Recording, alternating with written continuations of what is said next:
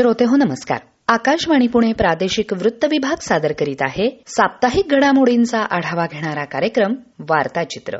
वार्ताचित्रच्या आजच्या आवृत्तीत आपण ऐकणार आहात पुणे जिल्ह्यातील खानवडी इथं पहिल्या सीबीएसई ज्योती सावित्री जिल्हा परिषद शाळेचं मुख्यमंत्र्यांच्या हस्ते उद्घाटन, मराठी साहित्य परिषद आणि अनुवादक मंच यांनी संयुक्तपणे आयोजित केलेलं 4थं अनुवादक संमेलन उत्साहात, पुणे अंधजन मंडळातर्फे आंतरज्योती ब्रेल साहित्य संमेलनाचं आयोजन, संत साहित्याचे अभ्यासक भारुडकार डॉक्टर रामचंद्र देखणे स्मृती पुरस्कारांचं वितरण आणि प्रकाश भोंडे लिखित सुवर्ण महोत्सवी स्वरानंद या पुस्तकाचा प्रकाशन सोहळा उत्साहात.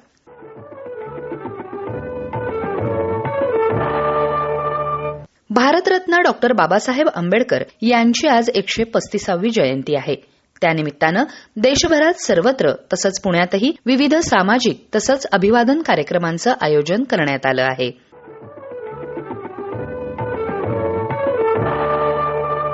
क्रांतीसूर्य महात्मा ज्योतिबा फुले यांच्या द्विशताब्दी जयंती वर्षानिमित्त त्यांचं मूळ गाव खानवडी इथं पुणे जिल्हा परिषदेकडून उभारण्यात आलेल्या पहिल्या सीबीएसई ज्योती सावित्री जिल्हा परिषद शाळेचं उद्घाटन मुख्यमंत्री देवेंद्र फडणवीस यांच्या हस्ते नुकतंच करण्यात आलं. पंतप्रधान नरेंद्र मोदी यांनी महिलांना लोकसभा आणि विधानसभेत 33% आरक्षण देण्याचा निर्णय घेतला आहे.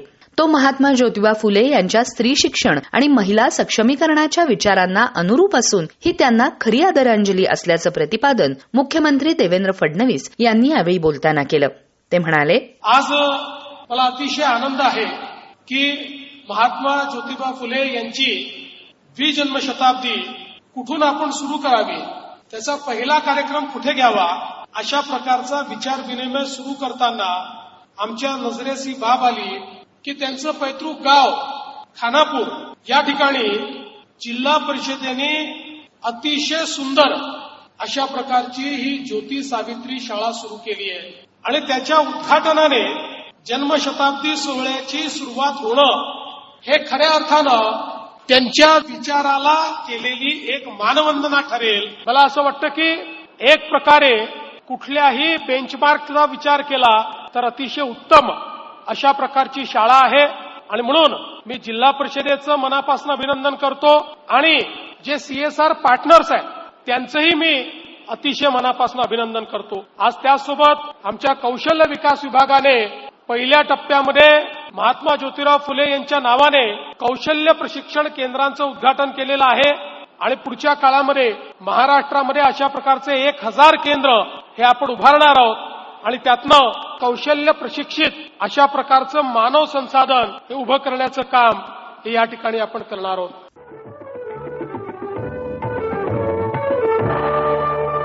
मराठी साहित्य परिषद आणि अनुवादक मंच यांनी संयुक्तपणे 4थ्या अनुवादक संमेलनाचं नुकतंच आयोजन केलं होतं. मराठी साहित्य परिषदेत पार पडलेल्या या संमेलनाचा वृत्तांत ऐकूया आमच्या प्रतिनिधी सविता म्हसकर यांच्याकडून. इतर भाषातील साहित्य दुसऱ्या भाषेत आणण्यात अनुवादकाची भूमिका महत्वाची असते. तो दुव्याचं काम करत असतो. अनुवादक भाषांचं संक्रमण करून मानवजात किंबहुना जग जवळ आणतो. पुण्यात नुकत्याच झालेल्या 4थ्या अनुवादक संमेलनात अनुवादकांची भूमिका किती महत्वाची असते हे अधोरेखित झालं. मूळ लेखक आणि त्याने लिहिलेलं पुस्तक यांचं खास नातं असतंच, परंतु अनुवादित पुस्तकंही लोकप्रिय होऊन आपली वेगळी ओळख निर्माण करू शकतात असं प्रतिपादन या संमेलनाचे प्रवर्तक आणि ज्येष्ठ अनुवादक डॉक्टर रवींद्र गुर्जर यांनी आपल्या प्रास्ताविकात बोलताना केलं. संमेलनाचं उद्घाटन डॉक्टर माधवी वैद्य यांच्या हस्ते करण्यात आलं तर अध्यक्षस्थानी प्रसिद्ध अनुवादक लीना सोहुनी होत्या. संमेलनात कॉपीराईट कायदे, मुद्रित शोधन, अनुवादात कृत्रिम बुद्धिमत्ता अर्थात एआयची भूमिका आदी विषयांवर तज्ज्ञांनी मार्गदर्शन केलं. या कार्यक्रमात बालसाहित्यिका आणि ज्येष्ठ अनुवादक मंजुषा आंबडेकर यांना सुनील मेहता स्मरणार्थ देण्यात येणारा सुनील मेहता जीवन गौरव पुरस्कार देऊन गौरवण्यात आलं. एकंदरीत हे संमेलन अनुवादन क्षेत्राला आणि अनुवादकांना मार्गदर्शक आणि आश्वस्त ठरलं.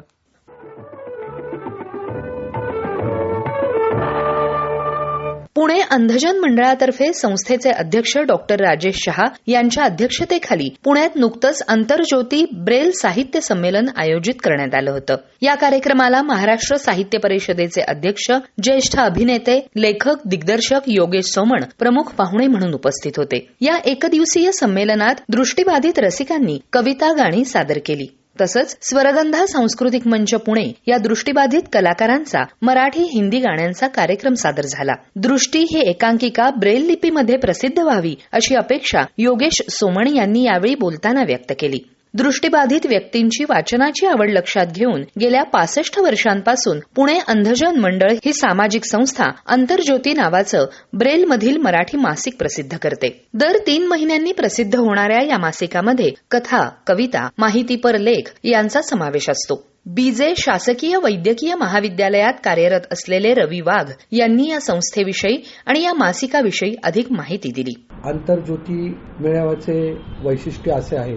आंतरज्योती मासिकाची स्थापना 1961 मध्ये माननीय TS बंबनकर म्हणजे अप्पासाहेब बंबनकर हे संस्था प्रमुख यांच्या हस्ते सुरुवात झाली आणि या मासिकाला आज 65 वर्ष पूर्ण झाले असून दरवर्षी या मासिकाचा मेळावा हा भरवला जातो आणि हा ज्या ठिकाणी 1961 साली त्याच ठिकाणी दरवर्षी गेली 65 वर्ष सातत्याने हा मेळावा दरवर्षी भरवला जात असून या मेळाव्यासाठी संपूर्ण महाराष्ट्रातून दृष्टिहीन बांधव येत असतात.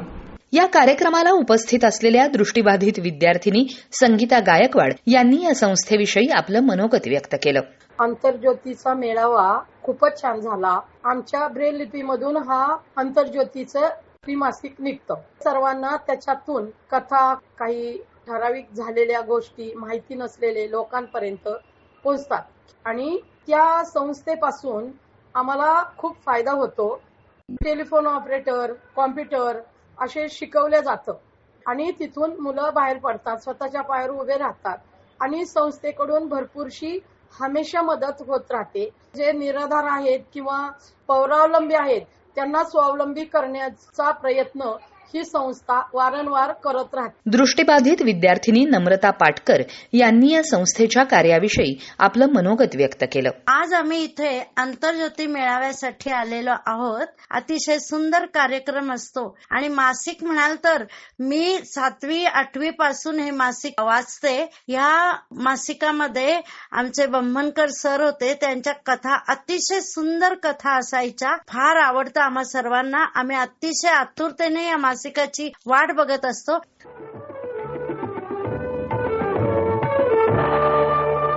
संत विचार प्रबोधिनी पुणे आणि डॉक्टर रामचंद्र देखणे साहित्य कला प्रतिष्ठान यांच्या वतीनं वैकुंठवासी डॉक्टर रामचंद्र देखणे स्मृती पुरस्कार सोहळ्याचं नुकतंच आयोजन करण्यात आलं होतं. याप्रसंगी उच्च आणि तंत्रशिक्षण मंत्री चंद्रकांत पाटील यांच्या हस्ते हरिभक्त परायण केशव महाराज नामदास यांना डॉक्टर रामचंद्र देखणे स्मृती कीर्तन सेवा पुरस्कार, तर भारूड साम्राज्ञी चंदाताई तिवाडी यांना डॉक्टर रामचंद्र देखणे स्मृती लोककला सेवा पुरस्कार प्रदान करण्यात आला. संत साहित्याचे गाढे अभ्यासक डॉक्टर सदानंद मोरे या कार्यक्रमाच्या अध्यक्षपदी होते. राज्य शासनाच्या वतीनं लवकरच स्वतंत्रपणे 3 दिवसीय वारकरी संप्रदाय साहित्य संमेलन आयोजित केलं जाईल अशी घोषणा राज्याचे उद्योग आणि मराठी भाषा मंत्री उदय सामंत यांनी या कार्यक्रमात केली. या संमेलनाच्या माध्यमातून महाराष्ट्राच्या संस्कृतीचा जागर केला जाईल असंही ते म्हणाले. म्हणजे मराठी भाषेचा मी मंत्री झालो तर मराठी भाषेच्या विभागाचा आढावा घेतला आणि आढावा घेतल्यानंतर मला समाधान वाटलं. माझ्या तर साहित्यिकांशी संबंध मोरेसाहेब येणारच आहे, परंतु खऱ्या अर्थानं महाराष्ट्राची संस्कृतीच्या वारकऱ्यांनी जमली त्या वारकरी संप्रदायाच्या महनीय व्यक्तींशी देखील माझा संपर्क येणार आहे. हा एक वेगळा आनंद माझ्या मनामध्ये होता आणि तो अनेक वेळा मी आळंदीला जाऊन असेल किंवा अन्य ठिकाणी जाऊन असेल, त्याला आपण इंग्रजीतनं प्रूव्ह म्हणतो, ते प्रूव्ह करून दाखवलं. आपल्या साक्षीने एवढंच सांगायचं की जो जो शब्द मी वारकरी संप्रदायाला दिला तो 100% पूर्ण करण्याचा प्रयत्न केला. एकदा ही सगळी मंडळी माझ्याकडे आली आणि या सगळ्यांनी मला सांगितलं की ज्ञानेश्वरांनी जी ज्ञानेश्वरी लिहिली ही सर्वसामान्य कुटुंबापर्यंत पोहोचणं गरजेचं आहे. मी त्यांना विचारलं हे कसं पोहोचवू शकतो आपण. त्या सगळ्यांनी 1 कोटी रुपये त्या ज्ञानेश्वरीच्या छपाईसाठी मागितले होते. सगळ्यांना असं वाटलं होतं की आता उदय सामंत इकडनं निवडून गेला, आता काय आळंदीला परत येत नाही. पण मी 48 तासानंतर त्यांना फोन केला, तुम्ही जो खातं क्रमांक दिला होता त्याच्यामध्ये 1 कोटी रुपये जमा झालेत काय बघा. संतांचा प्रसाद म्हणून मी हा पुरस्कार स्वीकारत आहे, अशी प्रतिक्रिया हरिभक्त परायण केशव महाराज नामदास यांनी दिली. ते म्हणाले, हा पुरस्कार म्हणजे मी संत श्री ज्ञानेश्वर महाराज यांचा प्रसाद समजतो. मी हा जो प्रसाद आहे तो आम्हाला कशामुळे मिळाला? आमच्या घराण्यात जी काही चालत आलेली आजपर्यंत जी परंपरा आहे, कीर्तन सेवा हे त्याचं नाव आहे आणि ते योग्य आहे. कीर्तन सेवा ही आद्य शुकाचार्यांनी करावं. कीर्तन प्रल्हादाने उद्धवाने टाळ घ्यावं, नारदाने विना घ्यावा, इतर सनक संकालिक ऋषीने ऐकायला बसावं. अशा पद्धतीने ही कीर्तन सेवा वारकरी संप्रदायाची सेवा, अगदी वाद्य वाजवले तेच आज वाद्य वाजवले जातात. अशी ही कीर्तन सेवा कालांतराने कलियुगामध्ये नामदेव महाराजांनी त्यांनी ती कीर्तन परंपरा ती सांभाळण्याकरता त्यावेळेचे असणारी संत सगळे एकत्र करून पंढरपूरला त्यावेळेस सर्वानुमते नामदेवरायांनी त्या फळाची स्थापना चंद्रभागेच्या वाळवंटामध्ये झाली.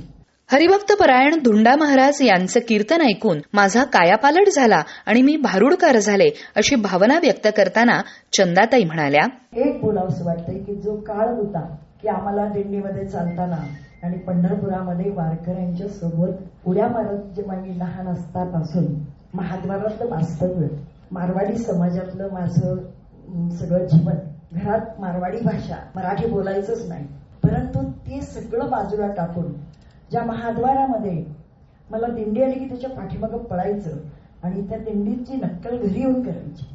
कुणाचं तरी अभंग ऐकायचा, कुणाचं तरी भारुड ऐकायचं, कुणाचं तरी कीर्तन ऐकायचं आणि ते आईसमोर येऊन बोलायचं आणि ते सांगायचं. हे नक्कल करता करता मीच कधी शिकले मला कळले नाही. परंतु 14व्या वर्षीच माझा साखरपुडा झाला आणि 16वं नागता लग्न झालं आणि घुंगटमध्ये मी सोलापूरला गेले. पंढरपूरचा आणि माझा संबंध 8 वर्ष संपला. पण असं वाटायचं की आपण एवढ्या चांगल्या क्षेत्रामध्ये जन्म घेतला, सगळं हे साहित्य आम्हाला कळलेलं आहे, परंतु त्याचा अभ्यास होत नाहीये आणि त्याचा उपयोगही आपल्या जीवनात काही नाहीये. माझ्या जीवनामध्ये 3ऱ्या स्टेपचा टीबी आजार आला आणि मला इतका आनंद झाला कारण नगरेश्वर मंदिराच्या बाजूला भिंतीला मी एका खोलीमध्ये टीबी पेशंट म्हणून मला एकांतात ठेवलं होतं. तो काळ होता 1972-73 आणि तेव्हा संसर्गजन्य आजार म्हणून कोणी जवळ येत नव्हतं. आणि या काळामध्ये मला जो फायदा झाला तुम्हाला मी खूप आनंदी आहे कारण अधिक महिन्याचा सप्ताह होता आणि हरिभक्त परायण धुंडा महाराजांचं त्या ठिकाणी कीर्तन झालं आणि त्या कीर्तनातून मला अनुरणीय ठोकडा तुका आकाशा एवढा या अभंगाने मला झिंजोडून टाकलं आणि खरंच जी त्रिपुटी जागी झाली, हा दीप त्या ठिकाणी त्या अभंगाने माझ्यामध्ये तेवत ठेवला आणि त्या अभंगाने मला जगण्याची उर्मी निर्माण झाली.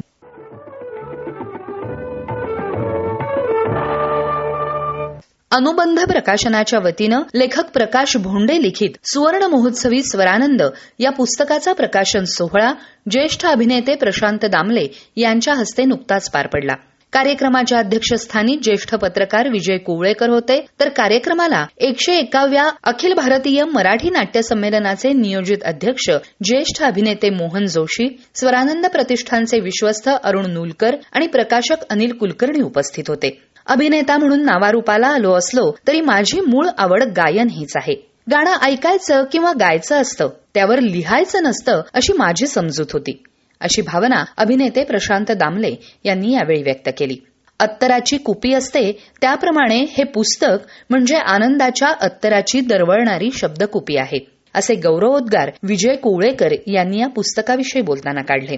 भोंडे यांनी आपल्या मनोगतामध्ये लेखनामागची आपली भूमिका स्पष्ट केली. कार्यक्रमाच्या उत्तरार्धात मधुरा दातार, ऋषिकेश बडवे आणि सौरभ दप्तरदार यांनी मैफिल सादर केली.